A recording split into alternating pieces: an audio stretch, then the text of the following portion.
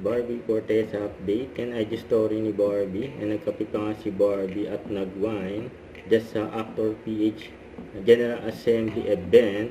At nakasama pa ni Barbie. Yan si Miles Ocampo at iba pang mga artista. Yan o. Yan si Barbie. Tsaka ito yung video ni Barbie. Yan nakagip pa nga si Barbie ng camera. Yung mga kasama niya. Mga kapuso star. Yung Sparkle. Yung katabi niya si Derek Monasterio.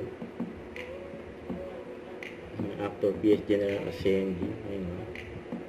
Yan si Barbie. Saka si Derek. Yan ganyan din yung sila po kung Martin. Marami pang iba. Ito yung behind the scene ni Barbie sa podcast na TRDGRD. Masaya ng chikahan nila dyan. Ito yung interview kay Barbie. Sobrang generous niya as to sharing a lot of stories.